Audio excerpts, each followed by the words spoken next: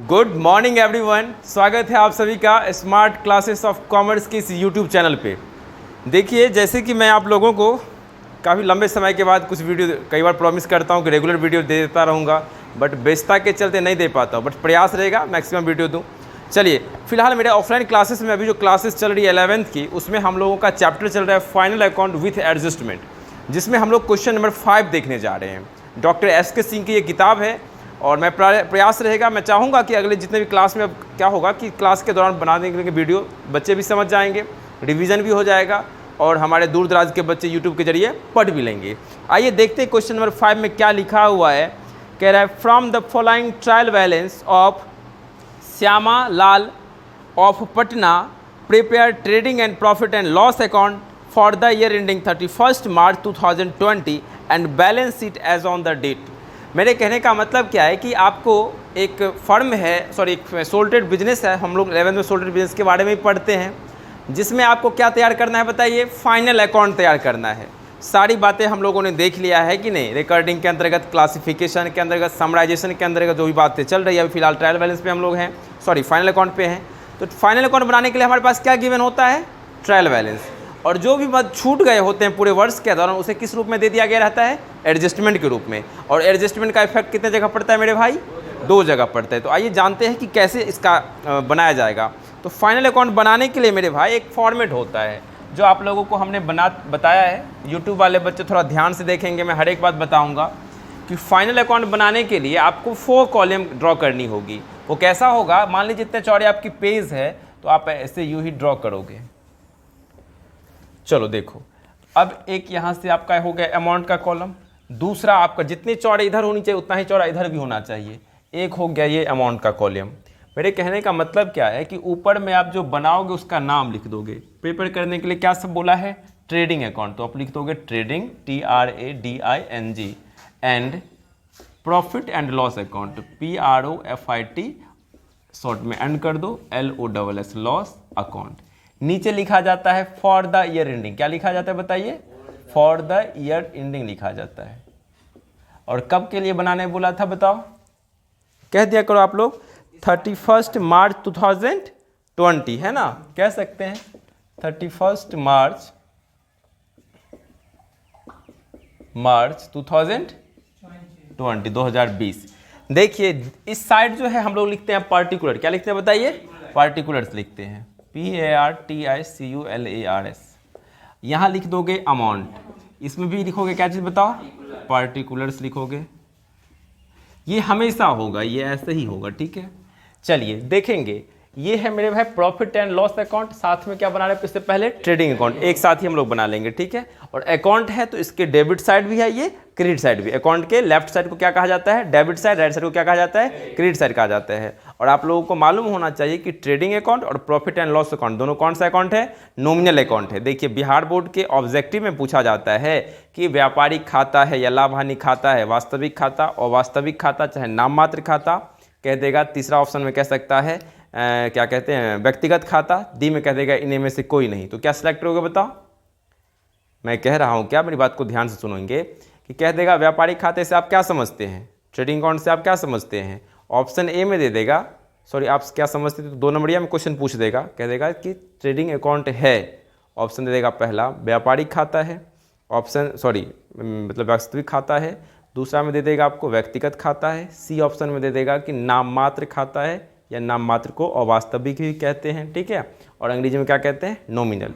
तो option C में ये रहेगा। ऑप्शन डी में कह देगा इनमें से कोई नहीं, नन ऑफ दिस। तो क्या सिलेक्ट करोगे बताओ, ऑप्शन सी को सिलेक्ट करेंगे। वैसे ही प्रॉफिट एंड लॉस अकाउंट है, और ऑप्शन ए में दे देगा वही व्यक्तिगत, ऑप्शन बी में दे देगा आपको वास्तविक, है कि नहीं, रियल अकाउंट, पर्सनल अकाउंट। सी में दे देगा नॉमिनल अकाउंट, डी में दे देगा नन ऑफ दिस। क्या सिलेक्ट करोगे बताओ, नॉमिनल अकाउंट, है कि नहीं। तो चलिए समझ लेते हैं इसी तरीके से। तो नॉमिनल अकाउंट होता है, तो नॉमिनल अकाउंट रूल क्या कहता है, डेबिट और एक्सपेंसेस एंड लॉसेस। तो एक्सपेंस और लॉस को हमें डेबिट साइड दिखाना है ना, लेफ्ट साइड को डेबिट साइड कहते हैं अकाउंट, ये मैंने अभी बताया, ध्यान से सुनेंगे, है कि नहीं, एकदम रिलैक्स होकर के, कोई घबराने की जरूरत नहीं है। और क्रेडिट साइड को क्या कहते हैं बताइए, क्रेडिट साइड में क्या लिखते हैं, क्रेडिट और इनकम एंड गेन, इनकम और गेन को लिखेंगे। लेकिन सबसे पहले हमने क्या लिखा है यहाँ पे बताइए, तो ट्रेडिंग अकाउंट। तो ट्रेडिंग अकाउंट में क्या करते हैं हम लोग, माल से संबंधित लेखा करते हैं। ये बात तो आप लोग को तय होगा, मालूम होगा, राइट ऑफ जब करते होंगे लेजर के दौरान, नॉमिनल अकाउंट को राइट ऑफ करते हैं, माल से संबंधित को किसके साथ, ट्रेडिंग अकाउंट के साथ। अब माल के अलावा जो कोई भी एक्सपेंस इनकम सब होता है नॉमिनल अकाउंट में, उसको किसके साथ, प्रॉफिट एंड लॉस अकाउंट के साथ। देखिए गर्मी काफ़ी है कि लगातार 6 बजे से क्लास ले रहे हैं, समय देख ही रहे होंगे आप लोग, कितना बज रहा है लगभग, हाँ बस कहने का 9 बजने के कगार पे 8:30 9 हो रहा है। तो कहने का मतलब क्या है कि गर्मी काफ़ी, लाइट भी कट गई है। तो क्वेश्चन जो है बनाने जा रहे हैं, ध्यान से समझिएगा, ठीक है। देखिए तो सबसे पहले हम लोग ट्रेडिंग अकाउंट बनाने के लिए सबसे पहले क्या लिखते हैं, ओपनिंग स्टॉक। और वो ओपनिंग स्टॉक आपका कितने का गिवन है बताइए। हाँ लेकिन एक चीज़ और, कभी भी फाइनल अकाउंट जब विथ एडजस्टमेंट बनाएंगे तो पहले एडजस्टमेंट को पढ़ा जाता है। पहले पढ़ लेते हैं एडजस्टमेंट में क्या सब है। कह रहा है क्या, रहतिया 31 मार्च 2020 पर, यानी स्टॉक ऑन 31 मार्च 2020 ₹5000, मतलब 31 मार्च का है, 5000 का रहतिया एडजस्टमेंट में है, तो इसको क्या कहेंगे, क्लोजिंग स्टॉक। तो इसका इफेक्ट कितने जगह पड़ेगा, कौन कौन सा वो जगह है मेरे भाई, एक ट्रेडिंग अकाउंट, दूसरा बैलेंस शीट, ठीक है। चलिए जानेंगे जब बैलेंस शीट में जाएंगे तब भी, अभी ट्रेडिंग में देखेंगे कैसे लिखेंगे। फर्नीचर पर 10% से ह्रास का प्रावधान है, यानी प्रोविजन करने को लोग कह रहा है डेप्रिसिएशन के रूप में, यानी provide depreciation on furniture at 10%, मतलब फर्नीचर जितने का होगा उसको 10% से हम लोग ह्रास चार्ज करेंगे। वो कहाँ जाएगा बताइए, प्रॉफिट एंड लॉस अकाउंट में डेप्रिसिएशन जाएगा, और बैलेंस शीट में फर्नीचर में से जाके डिडक्ट कर दिए जाएंगे, घटा दिए जाएंगे। कैसे दिखाऊंगा मैं अभी आपको। फिर कह रहा है किराए का अग्रिम भुगतान 50 रुपये किया गया। मान लीजिए रेंट का रकम जो है वो 50 रुपीज़ आप अग्रिम कर दे रहे हैं, एडवांस में कर दे रहे हैं। अगर किसी को एडवांस में कुछ पैसे दे दोगे तो आपके लिए क्या कहलाएगा, संपत्ति, असेट्स ही कहलाएगा ना। चलिए एसेट्स हो गया, तो एसेट्स ऐसे ही हो जाएगा। मुझे आप ही बताइए बैलेंस शीट किस साइड जाएगा, एसेट साइड में, ठीक है। और दूसरी बात ये कहाँ जाएगा, तो रिलेटेड, जो भी रिलेटेड ट्रांजेक्शन है उससे जाकर डिडक्ट हो जाएगा। जैसे रेंट है ना, तो रेंट में से एडवांस रेंट क्या हो जाता है, घट जाता है, और टेस्टिंग क्या हो जाता है, जुट जाता है। मैं बताऊंगा कैसे, फिर आगे देख लेते हैं। कह रहा है पूंजी पर 5% की दर से ब्याज लगाइए। मैंने आप लोगों को बताया है कि व्यवसाय और मालिक क्या होते हैं, अलग अलग होते हैं, एंटिटी कॉन्सेप्ट कहता है। तो ऐसे कंडीशन में जो मालिक ने पैसा अपने बिजनेस में लगाया है तो बिजनेस का फर्ज क्या बनता है, उसके पैसे पे क्या दे, ब्याज दे। तो इंटरेस्ट ऑन कैपिटल बिजनेस के लिए क्या है, एक्सपेंस। तो फर्ज यह भी बनता है कि अगर मालिक कोई पैसा आहरण करेगा ड्राइंग्स, अगर ये कंडीशन रहेगा, एग्रीमेंट ऐसा कुछ रहेगा नियम कि अगर आहरण पे, जैसे पार्टनरशिप में एग्रीमेंट बनाया जाते हैं, सोल्टेड की बात है, कोई एग्रीमेंट की बात ही नहीं है, तो आहरण की दशा में फर्म क्या करेगी, फिर ब्याज लेगी, उसके लिए तब इंटरेस्ट ऑन ड्राइंग्स क्या होगा, इनकम। तो फिलहाल इसमें इंटरेस्ट ऑन ड्राइंग्स की कोई जिक्र है नहीं। किसकी जिक्र है बताइए, इंटरेस्ट ऑन कैपिटल की। और इंटरेस्ट ऑन कैपिटल क्या है, पूंजी पर ब्याज क्या होगा, बिजनेस के लिए खर्चा होगा। पूंजी पर ब्याज क्या होगा, खर्चा। तो इसको किस साइड दिखाया जाएगा, प्रॉफिट लॉस के डेबिट साइड में। और कहां जाएगा, बैलेंस शीट के किस साइड, लायबिलिटी साइड। किस में, कैपिटल में जाके क्या कर दिया जाएगा, जोड़ दिया जाएगा। चलिए देखते हैं फटाफट। तो ये तो समझ गए, एडजस्टमेंट को ध्यान में रखोगे। सबसे पहले अब ओपनिंग स्टॉक कितना दिया हुआ है ट्रायल बैलेंस में, ओपनिंग स्टॉक कितना से है, ओपनिंग स्टॉक 4500। चलिए ओपनिंग स्टॉक के बाद क्या होता है, इसमें परचेज होता है, परचेज। तो परचेज कितना से है बताइए, रिटर्न है क्या, तो परचेज पहले कितने से है, 23,000। चलिए देखिएगा, परचेज तो इनर कॉलम में 23,000 दिखाओगे, और लेस इसमें से क्या कर दोगे, घटा दोगे। इसमें से क्या चीज बताओ, परचेज रिटर्न, या इसके का दूसरा नाम क्या है, हाँ रिटर्न आउटवर्ड कहते हैं। कितना रकम से बताइए, 200 रुपये से। तो 200 रुपये। देखिए अमाउंट भी लिखने का एक तरीका होना चाहिए, एक सीरीज में लिखो, सजा के लिखो, नहीं तो घटाने जोड़ने में गलत हो जाता है। तो इसमें से घटा दीजिए, कितना रकम का एक्चुअल एग्जैक्ट परचेज रहा बताओ, 22,000 और 800 रुपये का। फिर चलेंगे, इसमें अब क्या दिखाया जाता है, सारे डायरेक्ट एक्सपेंसेस। डायरेक्ट एक्सपेंसेस किसे कहते हैं, जब माल को क्राई करने से लेकर कच्चे माल को क्राई करके विक्रय योग्य बनाने तक जितना भी खर्च होता है। तो फटाफट देख लेते हैं एक तरफ से। चलो इसमें वेजेज आया है ना, सैलरी तो प्रॉफिट लॉस में जाएगा। वेजेज कितना है बताइए, 3,000 और 500 रुपये। तो ध्यान रखिएगा एरर ना हो जाए, अमाउंट को अच्छे से देखिएगा। तो वेजेस ठीक है, कितना रुपये से बताओ, 3,000 और 500 रुपये से। वेजेस के बाद और क्या है डायरेक्ट एक्सपेंसेस में, देख लेते हैं। कैश बैलेंस शीट में जाएगा, डेटा बैलेंस शीट में cash in hand, drawings, sales, return, ठीक है देख लेंगे। फर्नीचर, डिस्काउंट, सेल्स, हाँ सेल्स है। अब सेल्स है तो सेल्स किस साइड जाएगा, जब परचेज डेबिट साइड तो सेल्स किस साइड, क्रेडिट साइड। सभी समझ रहे हैं इस बात को, बीच में परेशानी होगा तो पूछोगे। सेल्स कितने रकम से है बताइए, 35,000 रुपये से। रिटर्न भी है, मैंने अभी पढ़ा था डेबिट साइड में, देखिए सेल्स रिटर्न का दूसरा नाम रिटर्न इनवर्ड। यस, ऐसे याद रखोगे। अक्सर मैं यूट्यूब वाले बच्चों से भी कहना चाहूँगा कि मैं क्लास के दौरान वीडियो बना रहा हूँ, लेकिन आप लोग भी इस दोनों का नाम, दूसरा नाम भी याद रखें। कई बार बच्चे कंफ्यूज हो जाते हैं। चलिए खैर, तो सेल्स का कौन सा बैलेंस है? Credit balance. और इसमें से हम लोग डेबिट बैलेंस सेल्स रिटर्न होता है, क्योंकि माल आता है ना आपके पास वापस।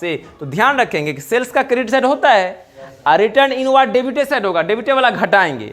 और जब परचेज आप लोग लिखोगे तो तब क्या देखोगे कि परचेज का डेबिट में है, तो क्रेडिट वाला रिटर्न जो क्रेडिट साइड में दिया रहेगा ट्रायल बैलेंस में, उसको घटाओगे। ये भी ध्यान रखोगे। चलो खैर, तो रिटर्न कर दीजिए। कितना बताइए? तो 300 रुपया। 300 रुपया जो भी सेल्स रिटर्न लिख दोगे अपना। कितना रुपया हो जाएगा बताइए? 34,000। हाँ, 34,700। चलिए अब आगे की बात कर लें। तो क्लोजिंग स्टॉक है ना, क्लोजिंग स्टॉक कितना से है? क्लोजिंग स्टॉक है आपका 5,000 रुपीज से। अब इसको क्या कर देंगे हम लोग? बैलेंस कर देंगे। क्या कर देंगे? बैलेंस कर देंगे, क्योंकि अब कुछ भी इसमें नहीं जाएगा, सारे डायरेक्ट एक्सपेंस जाता है इसमें, मैंने अभी बताया। और इससे ऊपर एक लकीर खींचोगे, नीचे पास करके ही 2 लकीर खींचोगे। क्लोज करने का मतलब है नीचे 2 लकीर खींचना। जिधर ज़्यादा होगा उसको पहले जोड़ लेंगे। आप लोग ध्यान से देखिए तो किधर ज़्यादा है? 39,000 लग रहा है, और उधर देखो 22,300 कम ही लग रहा है कि नहीं? इधर ही ज़्यादा है। जीरो, हाँ कितना हो रहा है? 39,700। कम वाले के तरफ लिख देते हैं। देखिए बैलेंस करना, थर्ड पार्ट में बच्चे चले जाते हैं, नहीं आते रहता है, वो लोग जोड़ लेता है, खासकर लड़कियां सब पूरे कप। अच्छा 700 होगा, हाँ ध्यान रखेंगे, 700 रुपया।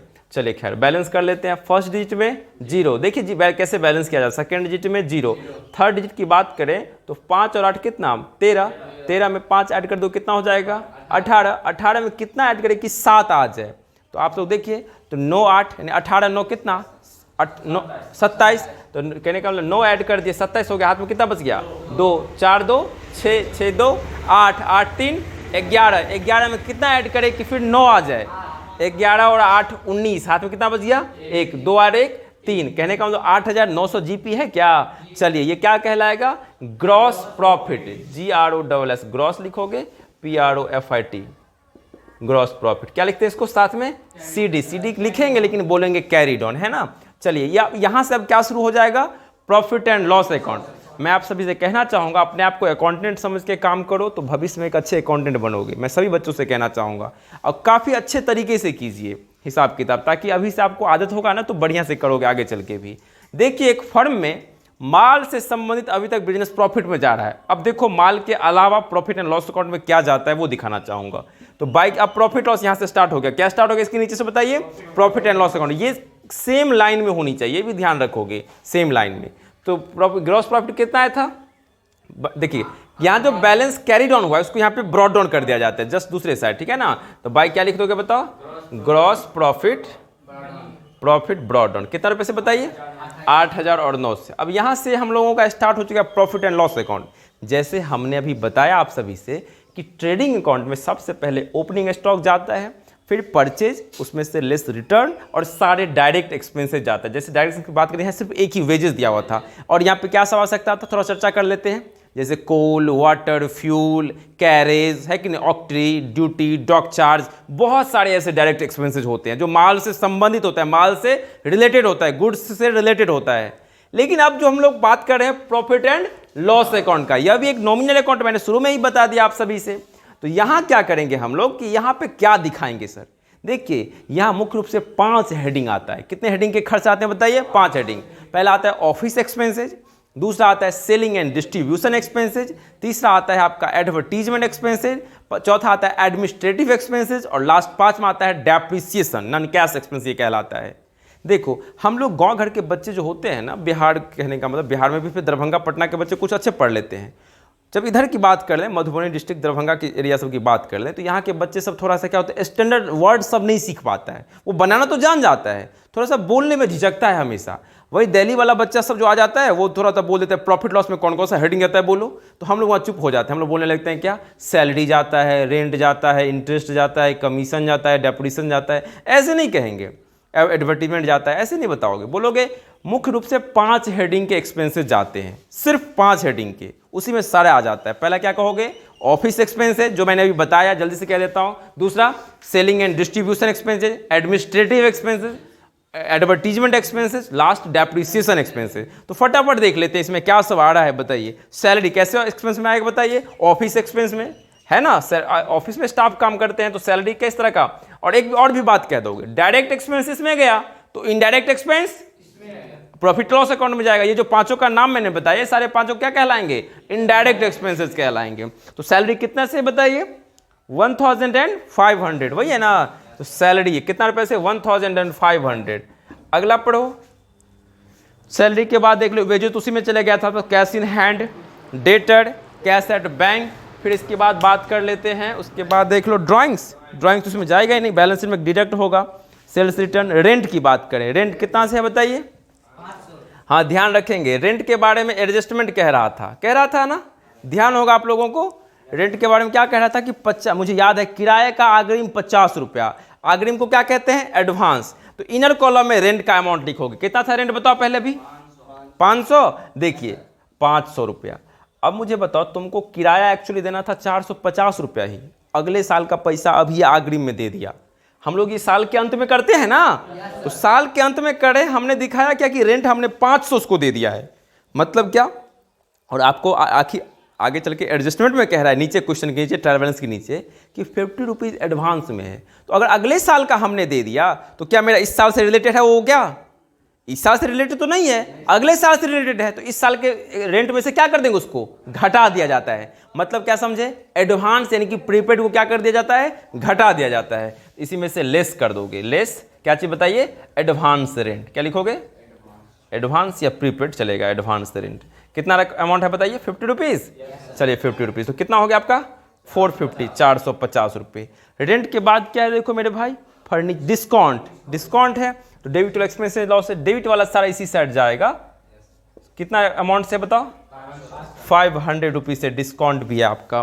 फिर बात कर लेते हैं आगे। तो इधर आपका सेल्स परचेज रिटर्न, क्रेडिटर कुछ भी नहीं। अब आ जाओ इसमें एडजस्टमेंट में।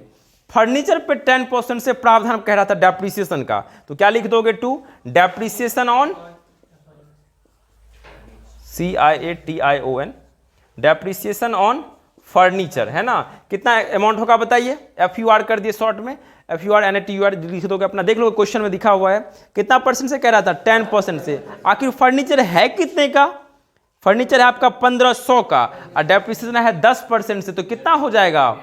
150 होगा ना। आप लोग कैलकुलेट कर लीजिएगा, यहाँ पे ब्रैकेट में मैं दिखा भी देता हूँ। 1500 का था, 1500 गुने कितना हो जाएगा बताइए? 10%, तो 10/100। 10 से 10, 10 से 0 कैंसिल, कितना आया? 150 रुपीज़, है कि नहीं? तो यहाँ दिखा दोगे 150 रुपये। चलिए डेप्रिसिएशन के बाद क्या कह रहा था? किराया तो एडजस्ट कर ही दिया हमने। पूंजी पर ब्याज मैंने अभी समझाया था आपको स्टार्टिंग में ही, जब एडजस्टमेंट पढ़ रहे थे तभी। पूंजी पर ब्याज क्या होता है बिजनेस के लिए? खर्च होता है ना। आखिर मालिक ने जो पैसा बिजनेस में लगाया, मैंने कहा था व्यवसाय का अस्तित्व अकाउंटिंग कहती है, और मालिक का अस्तित्व क्या होता है? अलग होता है। तो मालिक ने अगर कहेगा बिजनेस की हम अलग हैं तुमसे, तो मालिक क्या कहेगा? इतना पैसा हम बैंक में लगाए, तुमको ब्याज मिलता है ना, हम बिजनेस में लगाए, हमको ब्याज दो। बिजनेस कहेगा ठीक है हम एक्सेप्ट करते हैं, हम आपको ब्याज देंगे। तो बिजनेस के लिए ब्याज क्या होगा? ये इंटरेस्ट ऑन कैपिटल, खर्चा। लेकिन मालिक को जब पैसे की आवश्यकता पड़ेगी और वो अपने फर्म से पैसे निकालेगा, तो बिजनेस भी क्या कहेगा कि मुझसे पैसे निकालो तो मुझे भी ब्याज दो। तो इंटरेस्ट ऑन ड्राइंग्स क्या होगा फिर? इनकम। इंटरेस्ट ऑन ड्राइंग्स क्या होगा बताइए? इनकम। यहाँ इंटरेस्ट ऑन कैपिटल क्या होगा? एक्सपेंसेज। चलिए देखते, तो इंटरेस्ट ऑन कैपिटल टू क्या लिख दोगे? Interest on capital. कितना रकम बताओ? कितना परसेंट से कह रहा था? 5%। चलिए तो कैपिटल है कितने का ये देख लो फटाफट। कैपिटल दिया हुआ है आपका, हाँ 11,080। देखिए 11,080, यही निकाल के दिखा देता हूँ। 11,080, 5% तो 5/100। देखो 1 0 से 1 0 तो कैंसिल हो गया, लेकिन अब क्या हो रहा है कि नीचे 0 है, तो क्या करेंगे? गुना कर लेंगे। बहुत सारे बच्चों को कैलकुलेशन में दिक्कत होता है। तो 8 5 कितना बोलो? 40 का 0 हाथ में बच गया 4। 5 को 0 से गुना करो 0, 4 का 4 हो जाएगा। फिर 5 कम 5, 5 कम 5, लेकिन डिवाइड में क्या है? 10। तो 1 0 से फिर अब 1 0 कट गया ना, तो कितना आया? 554 रुपया। 554 रुपया, ठीक है। और भी कुछ ऐसा है क्या? नहीं। अब क्या कर देंगे बताइए? बैलेंस कर देंगे। चलिए बैलेंस कर देते हैं। देखो ध्यान से, ऊपर 1 लकीर, नीचे 2 लकीर मेरे भाई। ज्यादा किधर है ये देखिए? 8,900 रुपया। 8,000 और 900 रुपया। इधर कम वाले की तरफ लिखोगे 8,000 और 900 रुपया। बैलेंस कर लीजिए। 4 6 4 10 का 0 हाथ में बच गया 1, 5 1 6 6 5 11 5 16 16 4 20 हाथ में बच गया 2, 5 2 7 4 11 11 5 16 17 17 5 बोलो 22। 22 में कितना ऐड करो कि 9 आ जाए, 22 7 29, हाथ में बच गया 2 1 3 3 6 3 5 3 8 है ना, 5746 है जीपी नेट प्रॉफिट। जीपी तो यहाँ ये क्या कहलाएगा, टू नेट प्रॉफिट, हाँ ट्रांसफर टू कैपिटल अकाउंट है ना, transfer to capital account. Capital account कहाँ रहता है बताइए, बैलेंस शीट में। यानी अब इसके साथ आपको क्या बनाना होगा, बैलेंस शीट बनाना होगा। काफ़ी मैंने छोटा भी लिखा है क्योंकि मैं देखते हो अकाउंटिंग में काफ़ी बड़ा हो जाता है कि नहीं, शायद विजिबल होगा लेकिन पास करके हमने शूट कर रहा हूँ, टेक्निकल टीम हमारे लगे हुए हैं, है कि नहीं। देख लेते हैं इधर फिलहाल बैलेंस शीट को, है ना, BALANC बैलेंस शीट। देखोगे ध्यान से, नीचे लिखा जाता है इसमें मेरे भाई एज ऑन, क्या लिखा जाता है, एज ऑन लिखा जाता है, समझेंगे ध्यान से। एज ऑन तो लिखा जाता है, ऐसा क्या है आखिर कि यहां फॉर द ईयर एंडिंग और यहां एज ऑन, समझोगे मेरी बात को ध्यान से। यहां देखिए मेरे भाई, इसके भी फॉर्मेट में यही 4 कॉलम ही होता है, 2 अमाउंट का और 2 क्या पर्टिकुलर का, क्या नहीं, ध्यान रखिएगा ये कोई अकाउंट नहीं है, ये अकाउंट नहीं, इसीलिए इसमें हम लोग क्या करेंगे, पर्टिकुलर नहीं लिखेंगे, ये बैलेंस शीट है। हाँ, बैलेंस शीट के साथ भी एक क्या है कि एक मैं यूनिक बात बताऊंगा। क्या बताऊंगा कि हमारे यहाँ जो है ना इंडिया में, खासकर मैं बात कर लूँ तो इस साइड क्या लिखा जाता है, LIABILITIES है ना, लायबिलिटीज, ठीक है, ये अमाउंट। इस साइड लिखा जाता है असेट्स, लायबिलिटीज एंड कैपिटल भी आप लिख सकते हैं साथ में, थोड़ा सा स्टैंडर्ड लगता है कि नहीं। कैपिटल एसेट्स एंड क्या लिख सकते हो बताओ, इन्वेस्टमेंट, यहाँ पे अमाउंट लिख दो। देखिए लेकिन वही बात कर लेते हैं हम दूसरे देश की, कहने का वेस्टर्न कंट्री की, अमेरिका सब का जो बैलेंस शीट होता है ना, उसमें थोड़ा सा रिवर्स उल्टा हो जाता है। उसके इस साइड को असेट साइड कहा जाता है और इस साइड को लायबिलिटी साइड कहा जाता है। एक तर्क भी मैं देना चाहूँगा, हमारे इंडिया का मेड इन इंडिया जो कार्ड्स है वैसे तो कॉपी कर रही है, अब हर चीज़ आ रहा है वैसे ही कॉपी हो रहा है, तो हम कहना चाहेंगे कि हमारे यहाँ का जो कार्ड सब का स्टेरिंग होता था वो किस साइड पता है आप लोगों को, हाँ ध्यान दीजिए, राइट साइड होता था, है कि नहीं।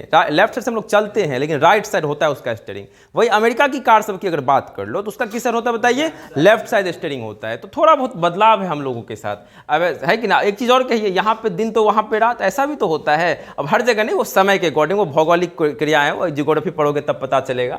फिलहाल यहाँ आते हैं हम लोग, तो इस साइड क्या दिखाएंगे हम लोग, सारे बिजनेस के कर्ज को, दायित्व को। एक चीज़ और बताएंगे कि सर इसके नीचे आपने फॉर द ईयर एंडिंग लिखा, सर इसके नीचे आपने एज ऑन लिखा, क्या है फर्क, देखो मेरे भाई।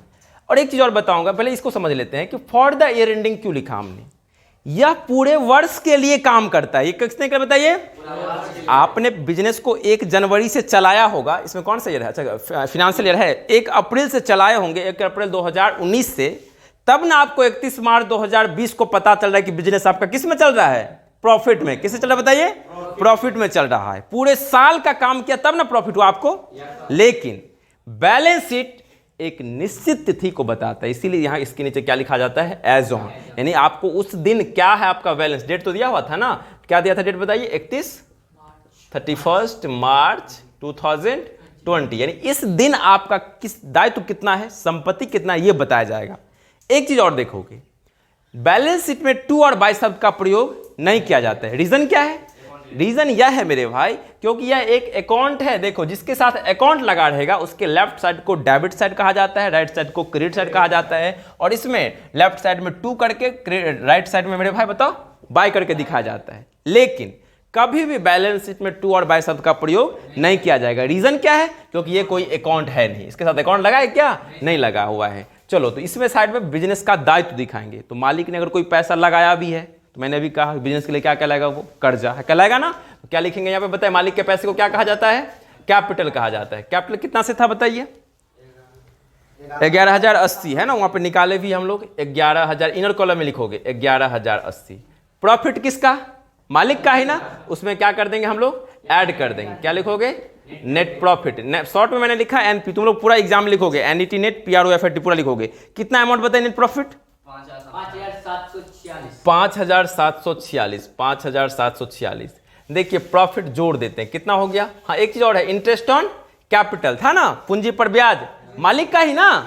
दो जगह इफेक्ट पड़ता है ना एडजस्टमेंट का। चलिए, एक जगह तो प्रॉफिट लॉस में खर्चा हुआ, दूसरा मालिक के पैसे में जाके जुड़ जाएगा। तो टू क्या लिखोगे, इंटरेस्ट ऑन कैपिटल। कितना था बताइए, 554 रुपया। तो टोटल जोड़ के क्या, कोई इंटरेस्ट ऑन ड्राइंग्स भी है, ड्राइंग्स है क्या? ड्राइंग्स है, ड्राइंग्स को घटा देंगे, पहले इसको जोड़ दीजिए। 6 4 10 का 0 हाथ में बच गया, 1 8 1 9 4 बोलो 13 5 1 7 1 8 8 5 5 13 का हाथ में बच गया, 1 1 2 5 2 7 1 17,380। इसमें से लेस क्या कर दोगे? ड्राइंग्स कर दोगे, DRAWINGS है ना। कितना रुपया बताइए ड्राइंग्स? 500। ड्राइंग्स देखिएगा अमाउंट ध्यान से, 500 घटा दीजिए, कितना हो जाएगा? हाँ देख लेते हैं।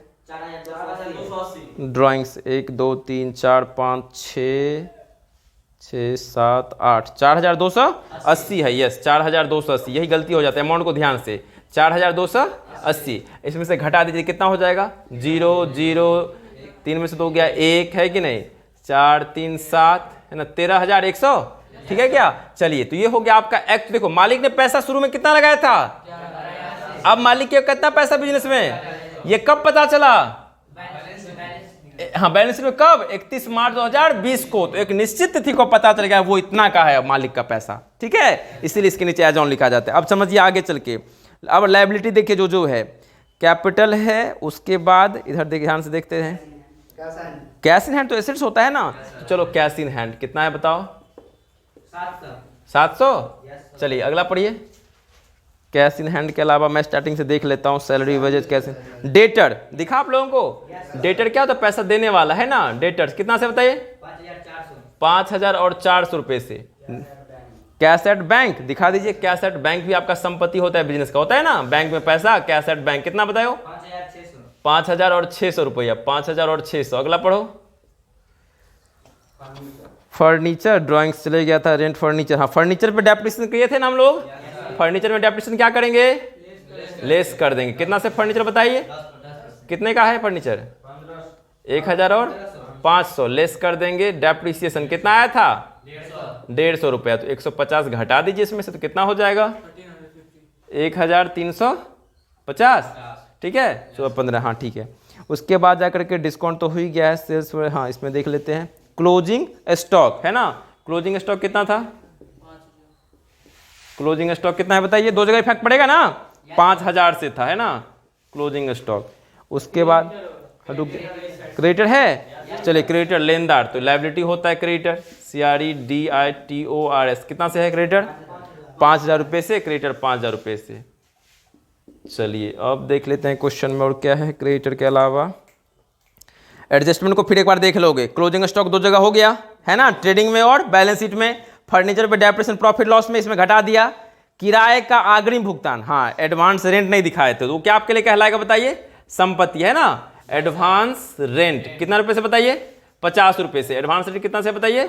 50 रुपये से। ये दूसरे छूट गया था, वहाँ दिखाई दी, घटा दिया इसमें से। पूंजी पर ब्याज इसमें जाके जोड़ ही दिया हमने, वहाँ पे दिखाई दिया। यानी कहने का मतलब ओवरऑल मेरा सब कुछ हो गया। देखिए आप पूरे बिजनेस में स्टार्टिंग से जर्नल करते हो। छोटे व्यापारी होता तो, बड़े व्यापारी क्या बनाती है? Subsidiary book. फिर इन दोनों के साथ क्या बनता है? लेजर तैयार किए जाते हैं। फिर क्या बनता है बताइए? Trial balance.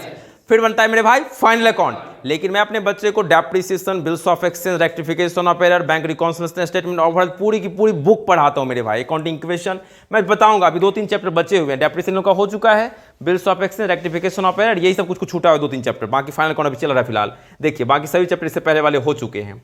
मैं कहना क्या चाह रहा हूं कि इतने कुछ होने के बाद जितना आपने जर्नल, सब्सिडरी बुक बनाया, उसके साथ लेजर, ट्रायल बैलेंस, अगर फाइनल अकाउंट भी बना रहे आप, क्या आपको किसी बिजनेस में आंसर दिया रहेगा? क्या किसी बिजनेस में अकाउंटिंग करोगे आंसर दिया रहेगा आपको? क्या नहीं ना।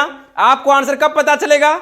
आपको आंसर मेरे भाई तब पता चलेगा जब आपके बैलेंस शीट के दोनों पक्षों का योग क्या हो जाना चाहिए? बराबर हो जाना चाहिए। अगर ये मिल गया तो आपका पूरा का पूरा अकाउंटिंग शुरुआत से, साल के शुरू से सब कुछ सही चल रहा है, कोई दिक्कत। तब जब आपका चार्टर आएगा ऑडिट करने के लिए, तो आपको फाइनल अकाउंट देख लेगा, अच्छे से साइन कर देगा, आपको अच्छे कंटेंट, अच्छी सैलरी मिलेगी आपको। देखिए लेकिन अच्छे तरीके से करना होगा मेरे भाई आपको। देखिए दोनों पक्षों का योग बैलेंस शीट का क्या होना चाहिए? बराबर। किधर भी पहले जोड़ लो, 0 0 1 5 3 8 18,100 है। इधर भी जोड़ के देख लीजिए पहले। देखिए ज्यादा कुछ है इधर, लेकिन जोड़ते आराम से। 0 सेकंड डिजिट में देखो तो 5 5 10 का 0 कैरी 1। इधर आया तो इधर लिख देंगे, ऐसा नहीं, जोड़ के देखेंगे। हाँ 0 सेकंड डिजिट में कैरी 1, 7 1 8 8 4 12 12 6 बोलो 18 3 21 का 1 हाथ में बच गया 2 5 2 7 7 5 12 1 13 13 5 18 हो गया 18,100। That's it. यही हो गया बैलेंस शीट के दोनों पक्षों का योग बराबर। इसी के साथ हमारा ये क्वेश्चन कंप्लीट होता है। क्वेश्चन नंबर कितना था मेरे भाई? जो भी हो SK सिंह की बुक की है। मैं रेगुलर बेसिस पे हो सके तो क्लास के दौरान ही वीडियो बनाऊंगा। कोई आप लोगों को प्रॉब्लम नहीं ना? कुछ बच्चों को प्रॉब्लम हो जाया करता था, इसीलिए मैं क्या करता था कि ऑफलाइन क्लासेस के दौरान वीडियो बनाना उचित नहीं समझता हूं। लेकिन मेरे बच्चे कह रहे हैं नहीं सर बनाइए, इससे क्या होगा दूर दराज के बच्चे को पढ़ने का मौका मिलेगा। मैं प्रयास करते रहूंगा, समय के साथ बनाते रहूंगा। आप लोग घर पे रहिए, अच्छे से देखिएगा, स्लो करके थोड़ा फास्ट भगा नहीं दोगे, ये देखा भगा दिए। इंटरटेनमेंट का वीडियो होता है ना, खेसारी लाल सामने आ जाए पूरा देखोगे, लेकिन वही मैं आ जाऊंगा के झा नहीं देखोगे। अरे मेरे भाई कैसे खेसारी भी होता है, कैसे के झा भी होता है। तो थोड़ा ध्यान रखिएगा, प्रयास रखिएगा, पूरी वीडियो को देखेंगे। अगर पढ़ना है, नॉलेज अच्छा लेना है तो मिलते हैं हम आप लोगों से नेक्स्ट वीडियो में। तब तक के लिए जय हिंद।